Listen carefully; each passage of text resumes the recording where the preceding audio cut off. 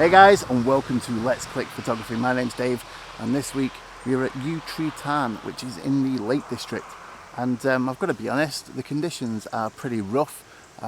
It was forecast on the apps this morning, 5% chance of rain. Well, it's raining.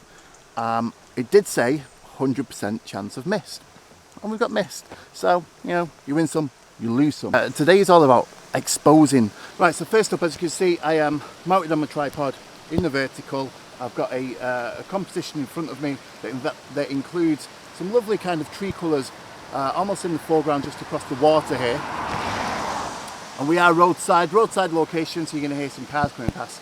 And but in the background, the mountain range and the trees that go up the side of it are enveloped in that mist, which is something that just looks beautiful. Now, when I set up, the first thing we're going to ever consider is whether I'm going to use a polarizer or not, because the polarizer can help to push through the mist a little bit, but I've got no mist at all in the foreground.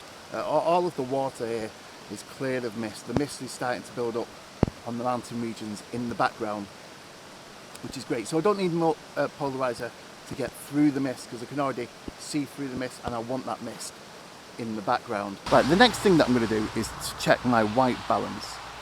Because actually white balance can play quite an important part. I know you can sort it in post, but if we can do it here, it's going to give us a better understanding of the scene. So what I'm going to do is I'm going to take a shot on auto white balance, and I'm going to use that shot to customize my white balance and to change the white balance and make a custom white balance.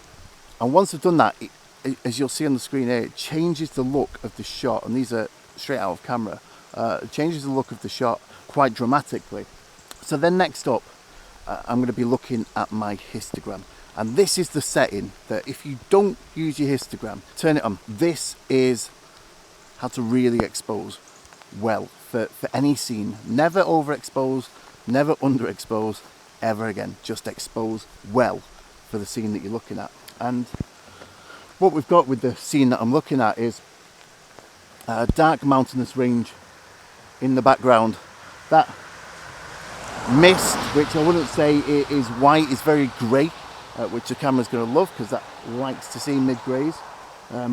We've got a very little light at the moment. There's grey clouds overhead, I'm sure above the mist and the fog. We've also got quite a lot of shadows in the foreground with the trees and some colour there. And actually this is quite a fairly well balanced scene, and the camera is gonna show us that on the histogram when we look at it.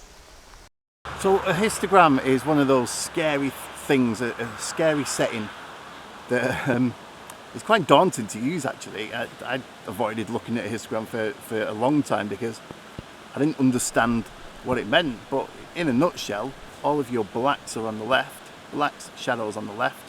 In the middle is your mid-greys, your mid-tones, and on the right your highlights and then your whites.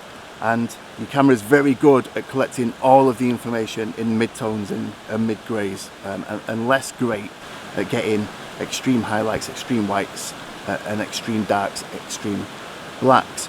And so what we as photographers need to do is protect those extremities and make sure that we collect all of the information on our sensor, and a histogram tells us whether we're doing that, whereas the metering bar that a lot of us will look at, and I certainly used to look at, doesn't. Now it comes to histograms and the way to expose, there's two train of thoughts really, which is exposed to the left and exposed to the right, and what that basically means is that you are exposing your histogram more weighted towards the shadows or more weighted towards the highlights, the blacks and the whites. And exposing to the right, people believe, is all about blowing the highlights, and it's really not. Either way, basically exposing to the left and exposing to the right properly, either way will work. But exposing to the right basically means do not clip your highlights. Expose as far to the right without clipping on the highlight and the whites end, and that way you get as much detail out of the shadow as you can whilst retaining all of the detail in the highlights.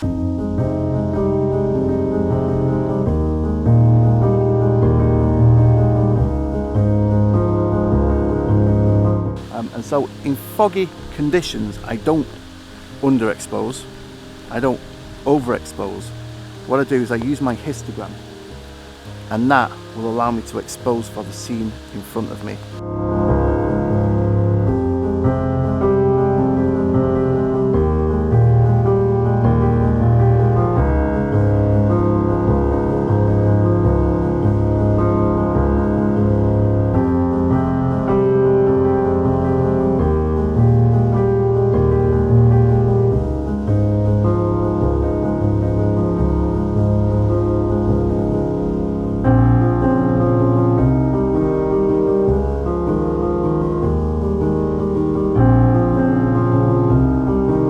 As always, I hope this has made sense and has been helpful to you. I've been Dave.